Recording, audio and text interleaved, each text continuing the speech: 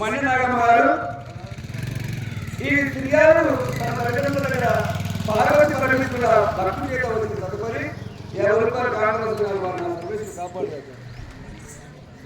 మరి అప్పుడు జగములను మరి ఆ పార్వతి పరమేశ్వరుడు ఏమన్నారు, మీ కుమారుడి రోడ్డు వేసి దంచుతూ నాలుగు పాడవలను, ఒకవేళ ఏడ్చిన కన్నీరు చుక్క లోపల పడ్డ కూడా మేము భోజనం చేయాలని చెప్పాను.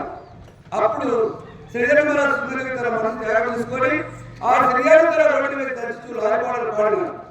తదుపరి మరి ఇక్కడ పార్వతి పరమేశ్వరుడు ఏమంటున్నారు, మీరు అడ్డు చేసిన నిజమే, మాతో పాటు పాలన భోజనం చేయగలరు, అట్లయితే మీరు భోజనం చేస్తాను లేకుండా చెప్పాను.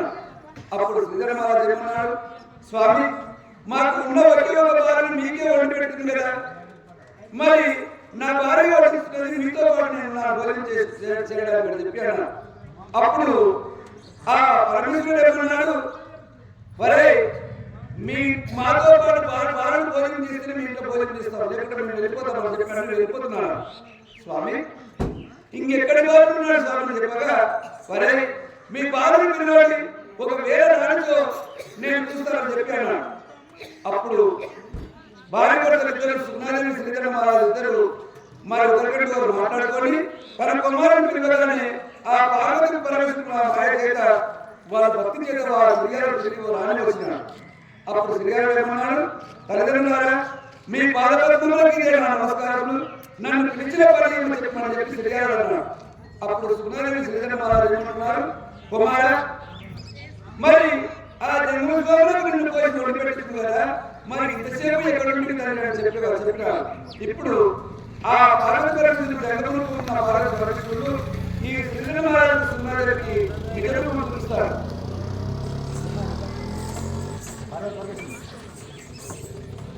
శ్రీధర మహారాజు సున్నాదేవి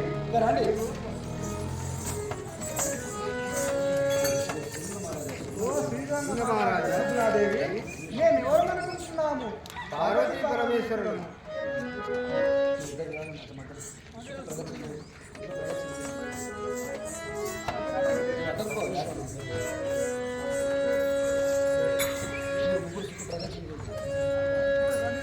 ఏమా ఇప్పుడే ముడేసుకున్నా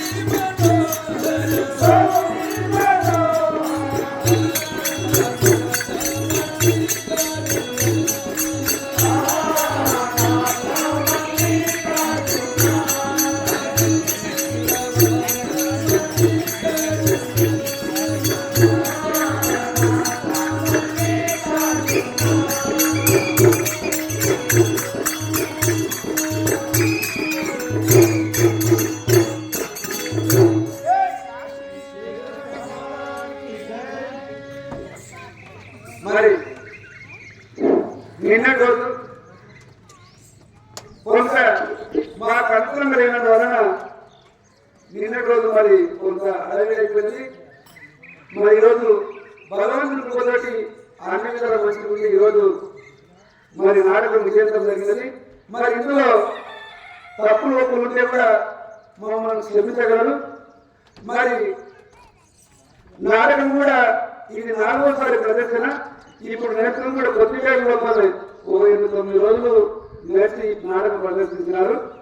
మరి మమ్మల్ని కానీ నన్ను కానీ మా పిల్లల్ని కానీ ఎవరిని కూడా అందరినీ ఈ గ్రామ పెద్దలు అందరూ క్షమించగలరని మాత్రం ఇప్పుడు మంగళారతి ఇవ్వకూడదు.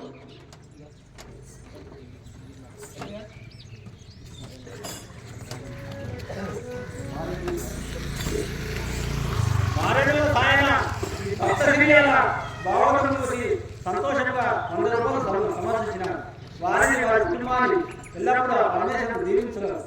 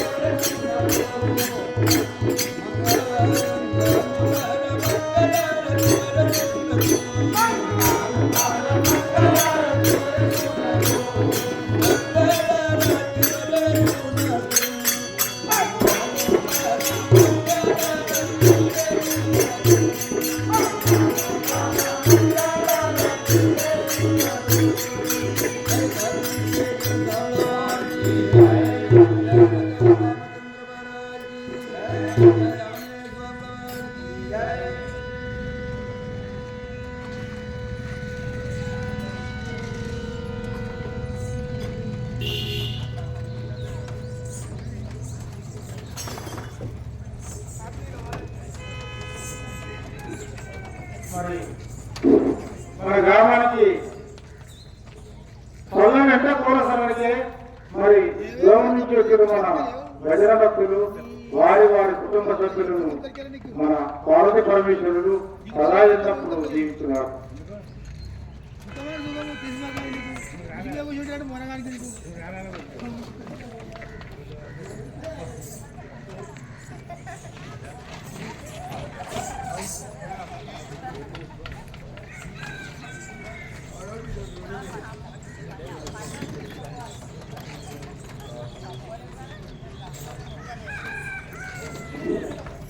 మన భక్త శ్రీరామ భాగవతానికి సహకరించినటువంటి దాతలు గ్రామ సర్పంచ్ పవన్ హనుమంత్ రెడ్డి గారు మరియు ఉప సర్పంచ్ కృష్ణారెడ్డి గారు, వార్డు మెంబర్ రఘుల కృష్ణయ్య, బొజ్జల కృష్ణారెడ్డి, అన్నె శ్రీనివాస్, బొజ్జల సరిత వెంకటరెడ్డి, కాముని లక్ష్మీ శ్రీనివాస్ రెడ్డి, కౌగుంట్ల కృష్ణరెడ్డి, విష్ణు విష్ణు, ప్రవీణ్ ప్రసాద్, గౌండ సత్యనారాయణ, మన్య రాములు, సరిత, కాముని దామోదర్ రెడ్డి గారు, బొజ్జల మధుసూదన్ రెడ్డి గారు, బొజ్జల మల్లయ్య చారి గారు, లక్ష్మారెడ్డి టీచర్ అలంకారగూడెం, నరసింహారెడ్డి దోపేట్, మాధవరెడ్డి, కృష్ణమూర్తి, కల్లు మల్లేష్ శెట్, కల్లు వెంకటేష్ మరియు పత్తి విజయ్ కుమార్, మన్య ప్రభు, గద్దె సుభాన్, గద్దె నాగేష్, గౌండ్ల బుజ్జారావు డాక్టర్, దాసపురం వెంకటరామరెడ్డి, కుర్మ వెంకటేష్ డాక్టర్, మాన్కోట భవని, అయ్యావ మహేంద్రెడ్డి, కల్లు సత్తి, మన్య బుచ్చయ్య, అన్నయ్య కొడుకు. ఈ మన భాగవతానికి సహకరించిన ఈ వీరందరి దాతలకు మరియు మన భాగవతాన్ని ఓపికతోటి చూసిన జనాల మన గ్రామస్తులందరికీ మనస్ఫూర్తిగా ధన్యవాదాలు తెలుసుకుంటూ ముగిస్తున్నాం.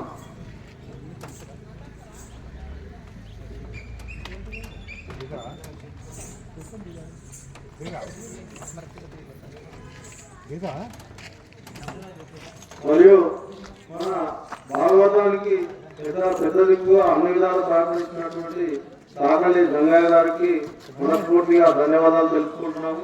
అదేవిధంగా ఇక్కడ వచ్చిన భజన పల్లవి వాళ్ళు మరియు తబలా పేటి అందరికీ మనస్ఫూర్తిగా ధన్యవాదాలు తెలుపుకుంటూ ముగిస్తున్నాము.